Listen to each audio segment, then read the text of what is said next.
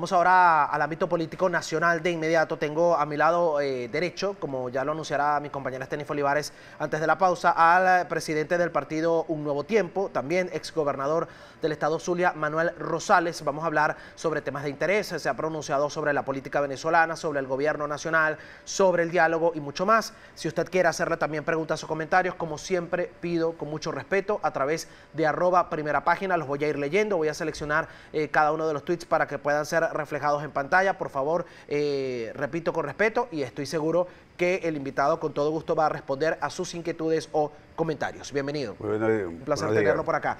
Bueno, leí unas declaraciones suyas en medios de comunicación, estuve indagando un poco y decía justamente, tenemos la obligación de construir una salida. Le pregunto, ¿de qué manera se puede construir esa salida en un escenario actual como el que estamos viviendo, con hiperinflación, con los partidos políticos dando una opinión sobre el gobierno nacional, fijando posición sobre el diálogo, ante lo que ocurre también con una persona como Fernando Albán, en paz descanse, lo que sucedió, y también la posición que tiene el gobierno nacional al respecto de todos estos temas? Sí, buenos días. Muchas gracias, Derek, a Primera Página, Globovisión. Mira, lo primero que debo hacer esta mañana es enviar un mensaje de solidaridad al pueblo de Venezuela, a las miles de familias que están afectadas como consecuencia de estos torrenciales aguaceros que se han desprendido en el país, que es un hecho natural, pero lo grave es que a la carencia o a la falta de mantenimiento, de drenaje, de mantenimiento de los ríos, de sus cauces, de sus cuencas altas, medias, aguas abajo, a la falta de atender el alcantarillado, ocurren hechos que se terminan agravando como el que hemos visto.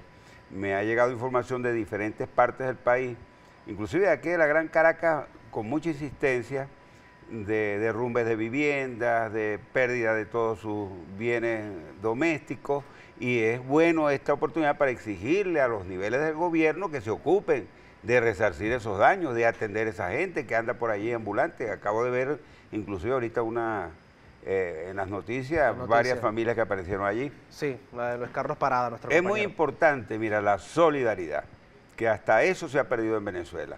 Una familia que pierde su casa, que pierde sus bienes, que está a la intemperie, necesita de la mano del gobierno a cualquier nivel. ¿Dónde están los señores del gobierno? Eso es lo que la gente está reclamando.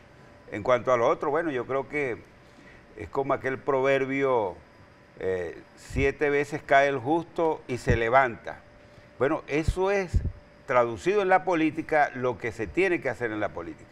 Con grandeza, asumir el desafío que es sacar a Venezuela de esta tragedia, de esta situación tan grave, que no ayuda a nadie, que nadie la disfruta ni nadie puede vivir bien, aun cuando hasta los propios oficialistas quieran aparentar una situación totalmente distinta.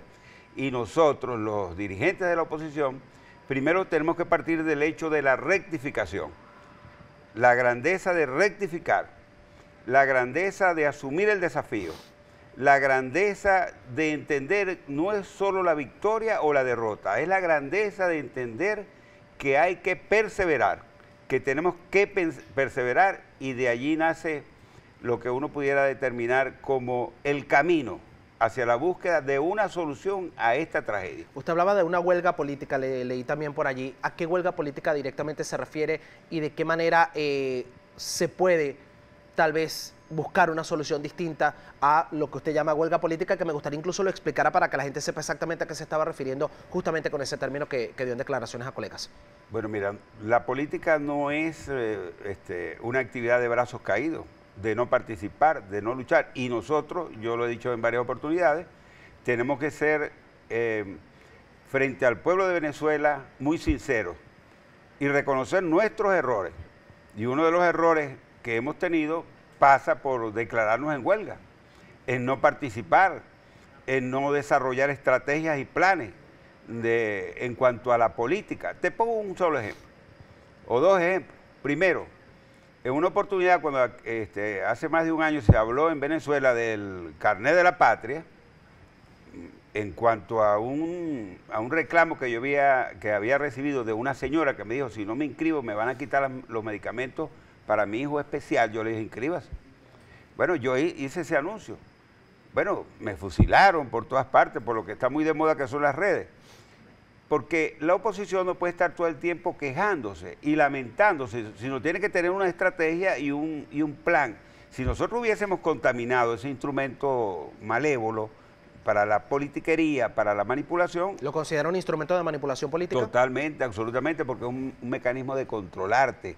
O te portas bien o no te doy la caja del CLAC, o te ubicas en nuestra posición o te quito de los beneficios. No tienes el carnet, te cobró la gasolina a un precio más económico, te lo cobra a precio internacional. Es una manipulación terrible, que por cierto, tampoco se parece en nada a lo que propuesta nuestra, que fue de Minegra, que es una propuesta de justicia, de equilibrio, de equidad, pero con transparencia, con dignidad, con respeto a la gente. Es al revés, quitarle a la gente esas máculas de tener que hacer cola, de tener que recibir migajas, burusas, del gobierno poderoso, ostentoso, petrolero, sino lo que tiene que ser en justicia un tratamiento justo al venezolano.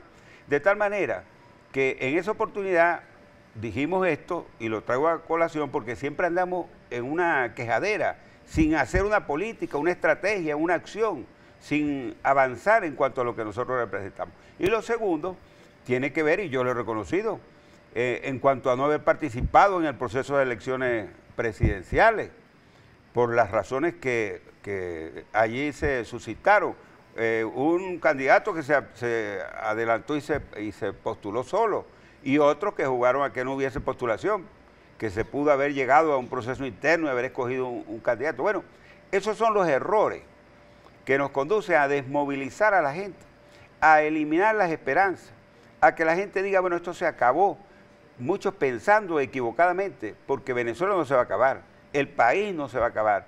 El país tiene un camino y un norte al frente, y esa es nuestra responsabilidad. ¿Cómo hacer, y si le pregunto cuál es la fórmula para lograr esto? Porque acá cuando se sientan líderes de oposición, muchas personas dicen qué están haciendo para unirse, o dejen las diferencias, dejen de pelear, y necesitamos que nos ayuden a sacar el país adelante. Se percibe en cada una de las personas que nos escriben, en los televidentes que nos están viendo, que no hay unión en la oposición, y que por eso también los problemas que se están afrontando en Venezuela se agravan, porque hay un gobierno que aplica medidas y una oposición que pareciera no responder a eso porque no hay unión entre ellas. ¿Qué hacer entonces? ¿Cuál es la fórmula para ponerse todos de acuerdo? Y después voy a entrar de lleno en la materia del diálogo con usted para saber qué hacer y generar esa confianza nuevamente en la población. Mira, nosotros tenemos que avanzar hacia la unidad grande, alta, poderosa del país, y recuperar lo que hemos perdido desde hace años. En eso creemos, es nuestra tesis, nuestra creencia, nuestra idea, nuestra filosofía. Y en la oposición, sin unidad no tenemos posibilidades. Ahora, la unidad es una cosa y la unanimidad es otra. En la historia de las sociedades y de los procesos políticos, incluyendo Venezuela, cuando el cambio del 58, bueno, allí no hubo una unanimidad contra de los que estaban contra Pérez Jiménez. La unanimidad no se podrá construir nunca, porque siempre habrá quien no esté de acuerdo, pero hay por supuesto, que defender, militar y procesar lo que tiene que ser la unidad para salir de esta tragedia y buscar lo que es la unidad macro, grande, bonita, que es la unidad de los venezolanos. Bien, parte de lo que dice el presidente del partido Un Nuevo Tiempo, también es gobernador del estado Zulia, Manuel Rosales. Han llegado muchísimas preguntas y comentarios que le voy a hacer al regreso, y también voy a entrar de lleno en un tema en el que él ha sido protagonista porque ha participado justamente en el diálogo con el gobierno nacional durante, bueno, ya en los últimos 2 años, podemos decirlo de ese modo, ante lo que ocurre en Venezuela. Vamos a la pausa, @primerapágina en la cuenta de Twitter, enseguida venimos con más. Por favor, no se aparte, ya regresamos.